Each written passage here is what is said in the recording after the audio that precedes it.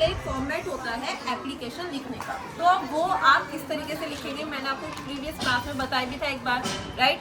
सो today Harshit stand up बेटा। हर्षित आपको बताएंगे that how to write application in your school. जैसे कि मान लीजिए अगर आपको अपना सब्जेक्ट चेंज करवाना है, आप हायर क्लास में जाएंगे, ठीक है, तो मान लीजिए अगर आपको अपना हिंदी सब्जेक्ट आपको चेंज करवाना है इंग्लिश सब्जेक्ट में, आपके पास चॉइसेस होती हैं। जब आप हायर क्लासेस में जाती हैं तो इन 10th क्लास आपके पास चॉइस होती है डेट आपको कौन सा विषय लेना है। तो अब उस फॉर्मेट के बेस पे आपको हर्षित बताएंगे that how to write an application, ठीक है। हर्षित बेटा हर एक चीज़ आपको एक्सप्लेन करेंगे कि हमें पहले लाइन में हमें क्या लिखना है, after that how we write, ठीक है। तो स्टार्ट इट राइट। पहले फर्स्ट लाइन में हम लिखेंगे बेटा सभी तरह ध्यान देंगे, कोमा लगा के, फिर सेकंड लाइन से लिखेंगे द प्रिंसिपल,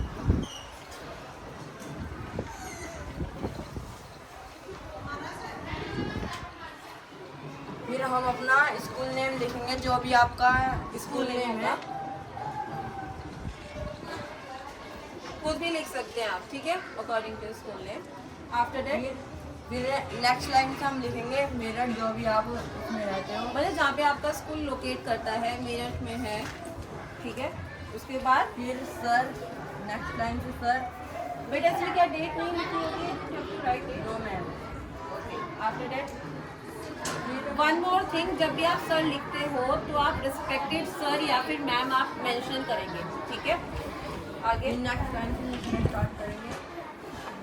अब नेक्स्ट लाइन में आपको करना क्या है, जो भी आप कहना चाहते हैं वो आप नेक्स्ट लाइन में लिखेंगे। सबसे पहले आपने टू, देन लिखेंगे the principal, after that respected sir या फिर मैम, एंड आफ्टर दैट जो भी आपको लिखना है, ठीक है।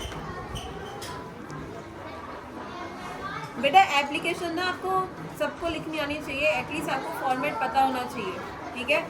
जैसे आप बीमार पड़ जाते हो तो आपके स्कूल में कहते हैं ना कि आपको एप्लीकेशन सबमिट करनी है, तो आप सब पे आनी चाहिए।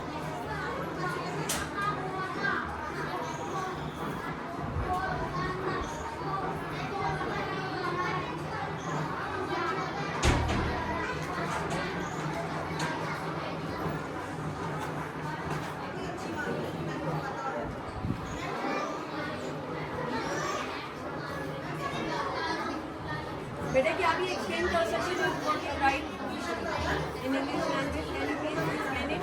Yes ma'am. जैसे कि हमने एप्लीकेशन लिखी, फिर हम मोस्ट सक्सेसफुली आई डेप्ट to say that I offer science and mathematics in the month of, इसका मतलब है, can you please explain it most respectfully? ये आपसे निवेदन है कि जो मेरा विषय है जो साइंस का और मैथमेटिक्स का वो चेंज करके कुछ और जैसा आर्ट साइड लेते तो हैं, अभी आप लेना चाहते हैं, टोटली डिपेंड हो, ओके, तो वो आप ले सकते हैं इसके बारे में। ठीक है, लिखिए आगे।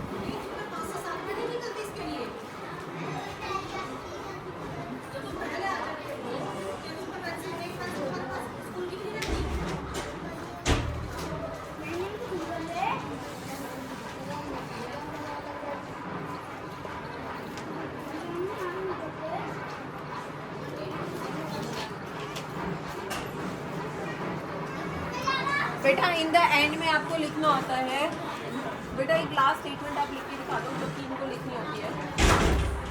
जैसे आई हाईली ऑब्लाइज वो वाली जो स्टेटमेंट थी, date of writing the last statement. हाँ जी, आई शैल बी ऑब्लाइज का मतलब होता है कि मैं आपका बहुत आभारी रहूँगा, ठीक है। उसके बाद आप लिखते हो ना इंग्लिश में योर ओबीडियंटली, अगर मैं यूपी बोर्ड की बात करूँ तो आप लिखते हो कि आपका आज्ञाकारी, यही बोलते हैं ना आप। तो इंग्लिश में हम बोलते हैं योर्स ओबीडियंटली, ओबीडियंटली। फिर आप अपना नाम लिखते हैं, वॉट एवर योर नेम, आप अपनी क्लास लिखेंगे, and then your application will be completed. बेटा यहाँ पे डी आएगा। I shall be highly oblige का मतलब होता है कि मैं आपका आभारी रहूंगा, ठीक है।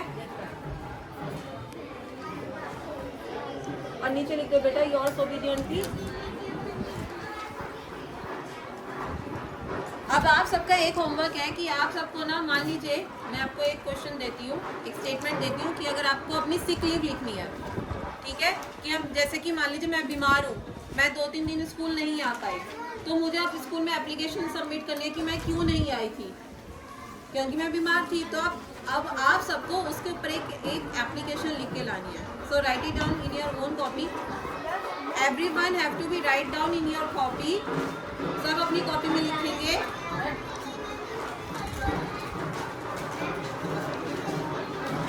आपको एक एप्लीकेशन लिखनी है कि मैं 3 दिन स्कूल में नहीं आ पाई थी क्योंकि मैं बीमार थी, ठीक है। बेटा ओबीडियंटली में DI, ठीक है, और ये कॉमा नहीं है, ओके, वेरी गुड।